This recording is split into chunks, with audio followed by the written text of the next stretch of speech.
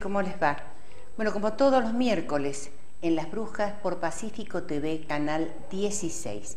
Y me acompañan, por supuesto, también, como todos los miércoles, Nacho Rosas como jefe de cámara, Nico y Esteban, quienes son sus ayudantes de cámara, y hoy lo tengo enfermito a mi productor.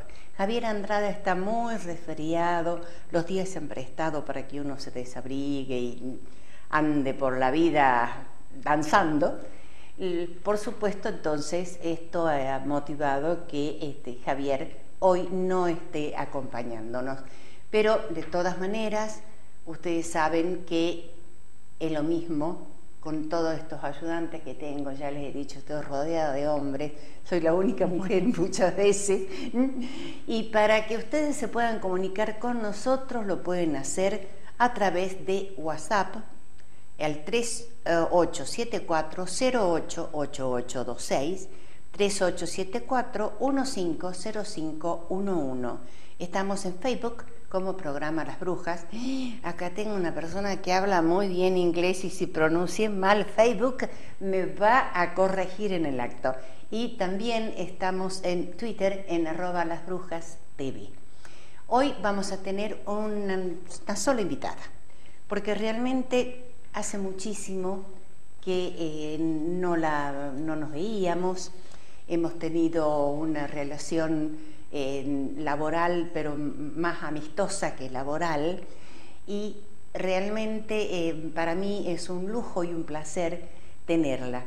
Lamentablemente, como este programa siempre ha sido los miércoles, no la podíamos tener, porque eran los días en que ella sesionaba en el Congreso de la Nación. Eran las sesiones en el Congreso, por consiguiente estaba en Buenos Aires, no la podíamos tener en Salta. Y en el programa, o sea que desde que Las Brujas está en televisión, no he podido darme el lujo de contar con la presencia de Sonia Margarita Escudero, quien va a ser nuestra invitada, como les digo, de lujo y un honor para mí, tenerla acá en esto que es Las Brujas, como hemos dado en llamar hace por allá 25 años. Mi edad no se las pienso decir. Los años que tiene el programa, sí, ya se los dije, 25. Así que en breves minutos más vamos a estar preguntándole de todo, porque ha sido una mujer muy activa con cargos importantes que ha cubierto durante toda su trayectoria. Y yo no la conocí ayer o antes de ayer, ni cuando fue senadora, sino que la conozco de años, de la década del, 80, efectivamente de la década del 80, en el Ministerio de Economía, y yo estaba en la Secretaría de Gobierno, en esos momentos, del gobierno de la provincia. Y estábamos en Mitre 23. Así es. Así es, y ella era asesora en Economía y yo estaba como secretaria del secretario de Gobierno en esos momentos. Pero bueno, pasaron muchísimos años, pasaron muchas cosas y ella también nos va a contar algo de su vida, porque no solamente es lo que hizo en cuanto a su actividad profesional o política, sino también cómo ha transcurrido su vida, cómo ha sido Sonia cuando era adolescente, cuando era joven, y después cuando ya era una mujer mayor, mayor edad, o no como yo, ¿no? De eso no, ella tiene mucho menos que yo, le aclaro. Así que en unos minutos más vamos a ir a una pequeña pausa, y con nosotros la doctora Sonia Margarita Escudero, senadora mandato cumplido por la provincia de Salta, y nos vamos a despachar para hablar de todo un poco. No se vaya, ya volvemos.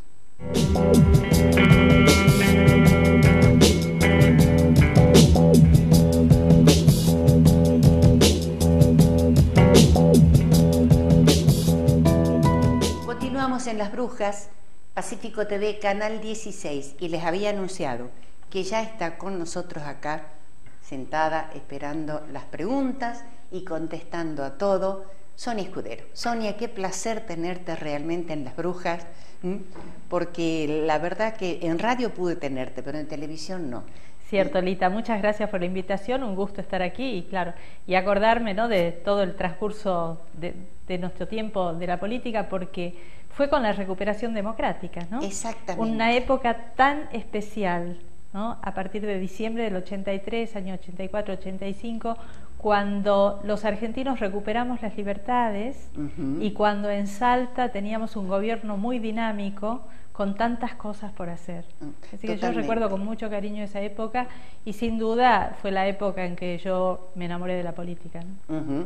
Y te enamoraste en serio, ¿no? Sí, en serio. Sí, yo te dije en una oportunidad, recuerdo, cuando estabas en la Secretaría General, tené cuidado que atrapa, porque es una cosa que se te mete adentro de la sangre, pareciera, la política, y nunca más la podés dejar. Podés tener espacios en los cuales haces otra cosa, pero siempre que tenga alguna relación con la política. De todas maneras, has mencionado momentos que han sido bastante duros para la Argentina toda la década del 70, hasta que se recuperó la democracia. Y en Salta tuvimos la oportunidad de gobernadores peronistas prácticamente en todos los tiempos. Claro. Salvo un periodo. Ese es el tema interesante de la Argentina, ¿no? Porque a partir de la década del 30, cuando comienzan los golpes de Estado, y después del peronismo especialmente, a la derecha argentina le era imposible ganar una elección. Entonces recurrían permanentemente a los golpes de Estado. Entonces teníamos casi el partido peronista y el partido militar, ¿no? Sí. Esas eran, digamos, las secuencias en la Argentina.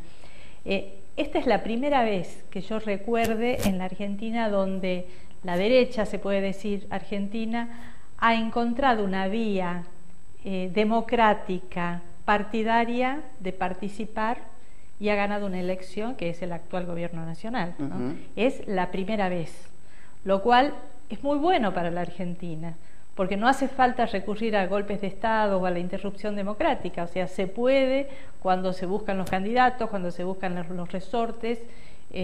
A mí me parece que eso es un gran aprendizaje que hizo la Argentina, ¿no? Ahora, ¿cómo analizás vos que es un fenómeno que se está dando prácticamente a nivel mundial? El tema de la derecha ganando elecciones. Y lo estamos viendo, no solamente, bueno, pasó acá en la Argentina, sino está pasando en otros países latinoamericanos y también europeos. Yo creo que, bueno, la política es una forma de decir, ¿no? Es pendular. Exactamente. ¿No es cierto? Es pendular. Para que los países progresen, hacen falta cambios. Entonces, cuando un equipo ya ha estado mucho tiempo en el gobierno y empieza el deterioro, ¿no?, y la pérdida de credibilidad, bueno, tiene que haber otro equipo, ¿no?, otro partido que está listo, que generó una alternativa y que está con buenas ideas y que la gente acompaña esas ideas. Y así se progresa. Por eso es que es tan importante sostener la democracia y sostener el debate en el Congreso y en la legislatura, porque eso es lo que ayuda a fortalecer la democracia.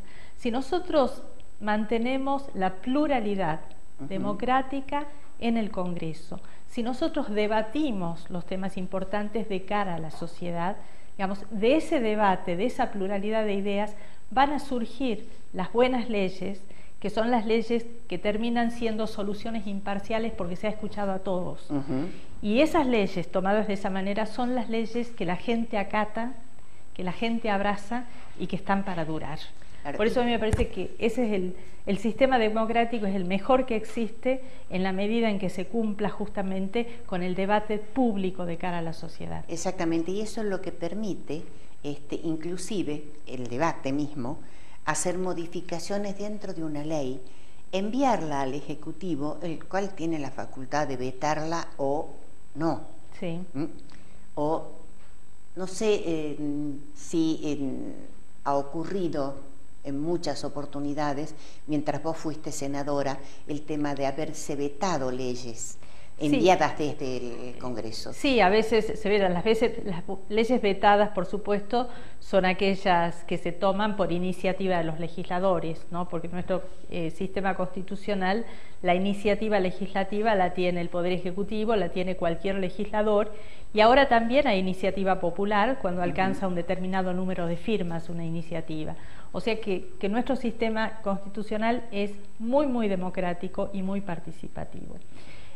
Ahora, el poder dentro del esquema de 3 poderes del Estado, el que tiene más poder es el Poder Judicial, aunque no parezca, porque el Poder Judicial tiene la última palabra. El Poder Judicial puede declarar la nulidad de una decisión aprobada por las mayorías legislativas y una decisión aprobada por el Poder Ejecutivo. Entonces tiene un gran poder. Por eso es que es tan importante poner el foco en la independencia del Poder Judicial y por eso es que es tan importante el proceso de selección y de remoción de los jueces. Los jueces tienen la última palabra, entonces tenemos que saber que esas personas, ¿quiénes son? ¿Cierto? Esas personas que van a tener potestad de decidir sobre la vida, la salud, la libertad, la propiedad, ¿no es cierto?, de todas las personas.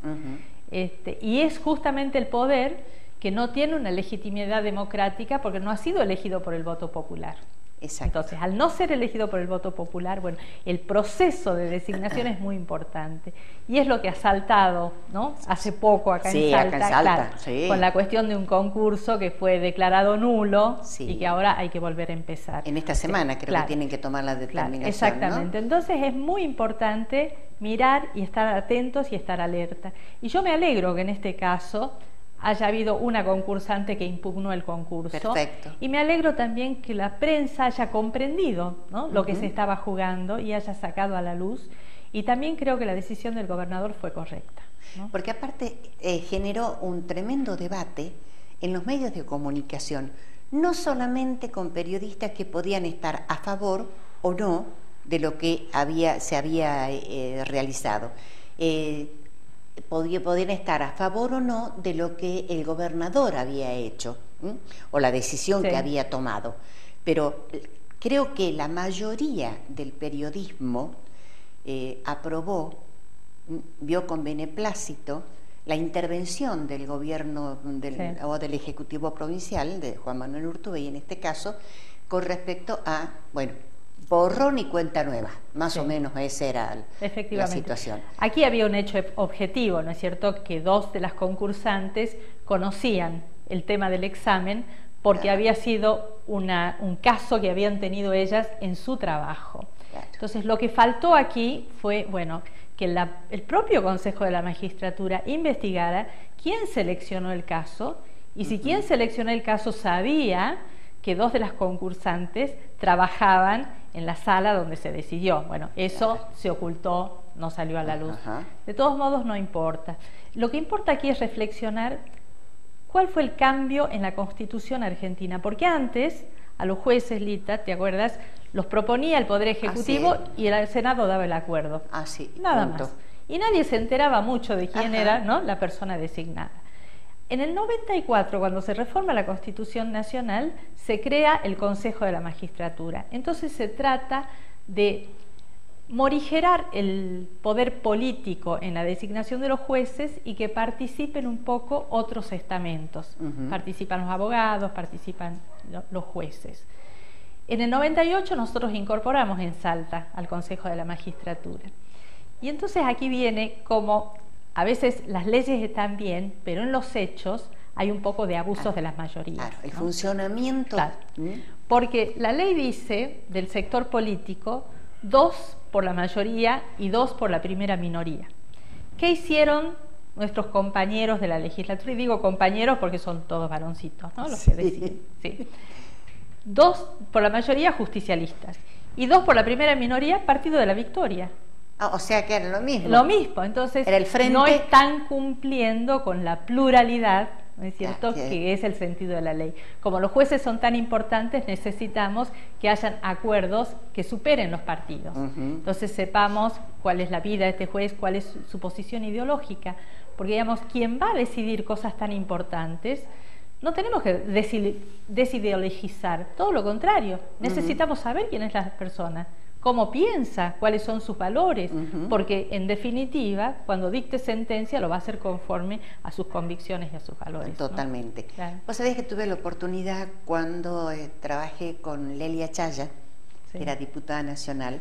Ella pertenecía al Consejo de la Magistratura importantísimo en Buenos Aires y obviamente me hacía participar de todos los que eran esos debates. Eran un montón, por supuesto, ¿no? Un montón de diputados y representantes de las distintas provincias y todo eso. Y yo me acuerdo que los escuchaba embelesada porque cada uno tenía su postura conforme al partido político al que pertenecían. Y he visto destitución de jueces del interior del país justamente en esos momentos, y otro de los integrantes era Pichetto, del Consejo de la Magistratura.